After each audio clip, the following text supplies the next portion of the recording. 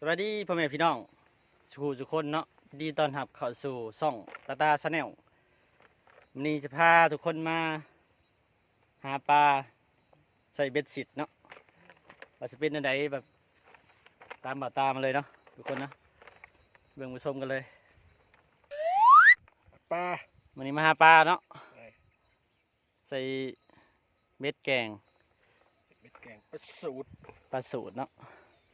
ลองเบิ่งว่าจะได้จักโตเนาะวันนี้เนาะเอาไปเบิ่งไปชมพร้อมกันเลยทุกคน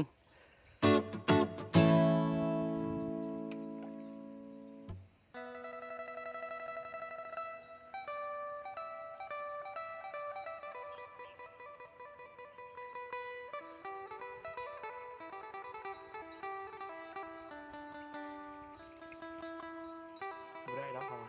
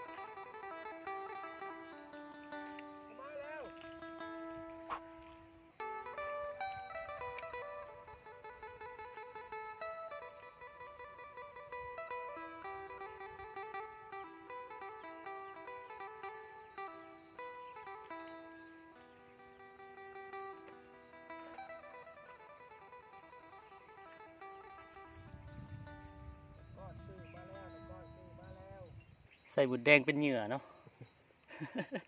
ใส่บุดแดงเป็นเหยื่อล่อปลา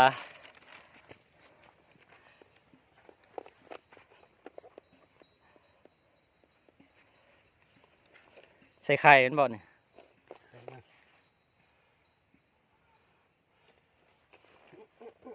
กัดหำเด้อ บุดแดงกัดหำนะ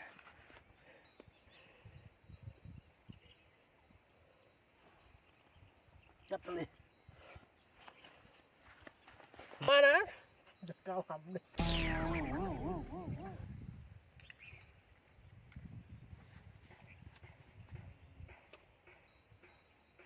โคมออกโคมใหม่เด้อลืมโคมมาแกงเบ็ด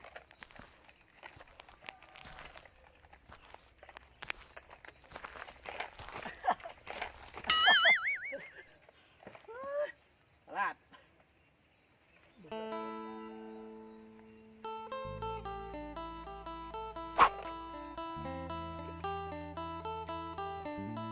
ทุกคนนะ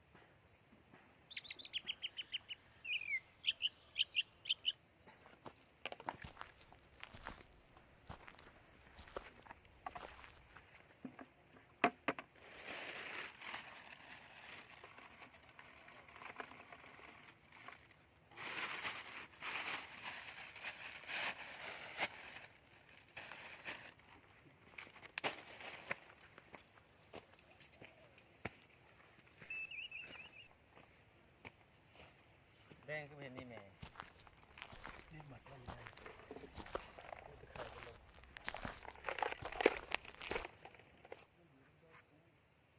บรรยากาศหาปลาผ่านไปหลายชั่วโมงก็ยังบ่ได้จักโตเด้อทุกคนเด้อแล้วได้แล้วถึงปลาซิว อุ้ยปลาซิวหน่อย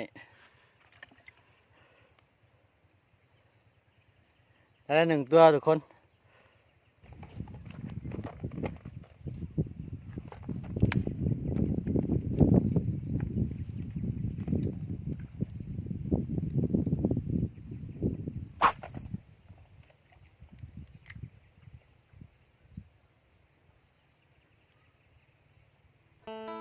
บอดมึงใหญ่เลยนี่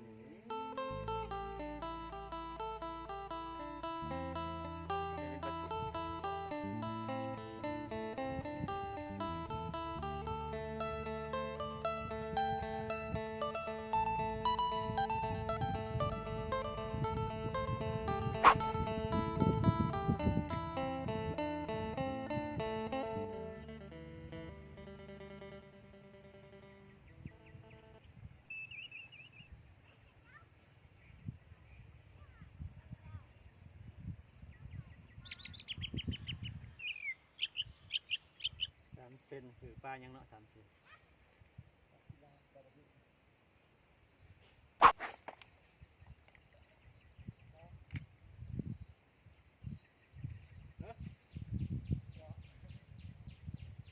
ปลาทหารเดินขึ้นมาเดี๋ยวงมมาโลด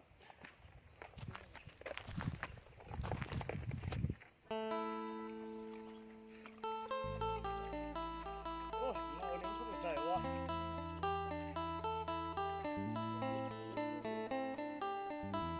ดึงข้างแล้ว